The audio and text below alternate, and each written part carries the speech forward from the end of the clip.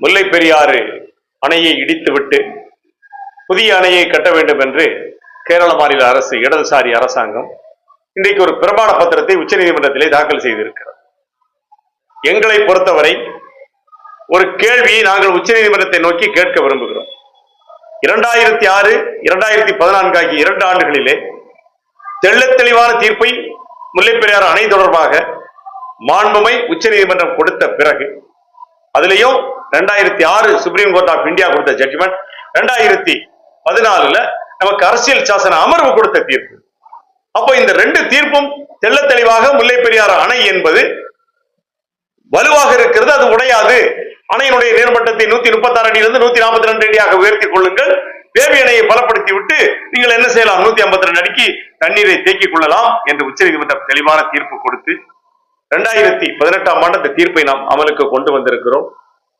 இப்போ இதுக்கு இடையில தேவையே இல்லாம கேரள அரசாங்கம் என்ன செய்யுது, தமிழ்நாட்டோடு நாங்கள் நல்லுறவிலே இருக்கிறோம், தமிழ்நாடு முதல்வரோடு எங்களுக்கு நெருக்கம் இருக்கிறது, 2 அரசுமே திராவிட அரசு தான் என்று சொல்லக்கூடிய நம்முடைய கேரள மாநில முதல்வர் அவர்கள் திடீர்னு உச்சநீதிமன்றத்தில் போய் இன்னைக்கு ஒரு பிரமாண பத்திரத்தை தாக்கல் செய்து அணை எங்களுக்கு ஒரு பெரிய அச்சமாக இருக்கிறது, அந்த அணையை உடைக்க வேண்டும், புதிய அணையை கட்டுவதற்கான மொத்த செலவையும் நாங்களே ஏற்றுக்கொள்கிறோம் என்று பிரமாண பத்திரத்தை தாக்கல் செய்ய வேண்டிய அவசியம் எங்கே வந்தது? 2 மாநிலங்களுக்கிடையே சண்டை வரக்கூடாது என்பதிலே நாங்கள் தெளிவாக இருக்கிறோம். அதான் உண்மை. 2 மாநிலங்களும் தண்ணீரை மையப்படுத்தி மோதிக்கொள்ளக் கூடாது என்பதிலே நாங்கள் தெளிவாக இருப்பதால் தான் பெரிய ஒரு போரை நடத்துவதற்கு நாங்கள் தயாரில்லாத நிலையில் இருக்கோம். 2 அரசுகளும் உட்கார்ந்து பேச வேண்டிய விஷயத்தை எதுக்கெடுத்தாலும் சுப்ரீம் கோர்ட்டு கொண்டு போயிட்டு, அப்ப நாங்க என்ன கேட்கிறோம், 2014 அரசியல் சாசன அமர்வு கொடுத்த தீர்ப்பு தெள்ளத் தெளிவாக இருக்கும் நிலையில் அந்த அணை பலமா இருக்குன்னு சுப்ரீம் கோர்ட் சொல்லுது, அரசியல் சாசன பெஞ்சு சொல்லுது, 5 பேர் கொண்ட நீதியரசர்கள் அடங்கிய அந்த குழு சொல்லுது அணை பலமாக இருக்குங்குது. ஆனா கேரளா என்ன செய்யுது, அதே சுப்ரீம் கோர்ட்ல போய் அணை பலவீனமா இருக்குதுன்னு சொன்னா இது யாரை ஏமாற்றுவதற்கு சமம்? உச்ச நீதிமன்றத்தை ஏமாற்றுவதற்கு சமம். உச்ச நீதிமன்றம் உடனடியாக சுமோட்டோவாக இந்த வழக்கை எடுத்து என்ன செய்யணும், 356 அமல்படுத்துவதற்கு ஒரு பரிந்துரையை செய்ய வேண்டும். தமிழகத்தை ஏமாற்றுவது மட்டுமல்லாமல் தமிழகத்தில் இருக்கக்கூடிய 10 லட்சம் விவசாயிகளுடைய வாழ்க்கையோடு விளையாடக்கூடிய இந்த பினராயி விஜயன் தோழருடைய அரசு தோற்றுவிட்டது. அதனாலதான் கடந்த பார்லிமெண்ட் தேர்தலில் மொத்தம் இருக்கக்கூடிய 20 நாடாளுமன்ற தொகுதியில ஆலத்தூர்ல மட்டும்தான் இந்த சிபிஎம் ஜெயிக்க முடிந்தது. அரசியல் ரீதியாக செல்வாக்கு இழந்து விட்ட தோழர் பினராயி விஜயன் என்ன செய்யறாரு, முல்லை பெரியாரை கையில் எடுக்கிறார்.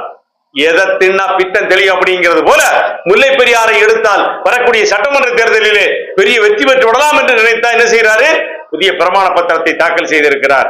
முல்லை பெரியாறு அணையை பொறுத்தவரை நாங்க சொல்றோம் 999 ஆண்டுகளுக்கு ஒப்பந்தம் இருக்கிறது. அணை என்பது 999 ஆண்டுகளுக்கும் நிற்கும். இந்த பிரமாண பத்திரம் தாக்கல் செய்யப்பட்டிருக்கக்கூடிய இந்த பிரமாண பத்திரம் அந்த கம்யூனிஸ்டுகளை 100 விழுக்காடு நம்பக்கூடிய நம்முடைய முதல்வர் அவர்கள் முகத்தில் பூசப்பட்ட கரியாக நாங்கள் நினைக்கிறோம். அதான் உண்மை. மதுரையில் மாநாடு போட்டிகளை தேசிய செயலாளர் மதுரையில் தான் தேர்ந்தெடுக்க தோழர் ஏன் பேபிய நம்முடைய முதல்வர் முழு ஒத்துழைப்பு கொடுத்தார். மாநாடு 6 நாட்கள் நடப்பதற்கு நம்முடைய முதல்வர் முழு ஒத்துழைப்பு கொடுத்து இந்த தோழர் பினராயி அவர்கள் 3 நாட்கள் மதுரையில தங்கினார். ஒரு சின்ன இடர்பாடு உண்டா மதுரையில?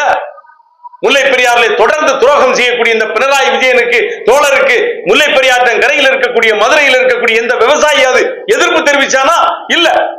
சிவப்பு கம்பளம் பிரித்து கட்சிக்காரன் வரவேற்றது போல விவசாயிகள் வரவேற்றோம். இனியாவது இவர்களுக்கு அந்த மதுரை மீனாட்சி நல்ல புத்தியை கொடுப்பான்னு நினைச்சோம். ஆனால் அது அல்ல.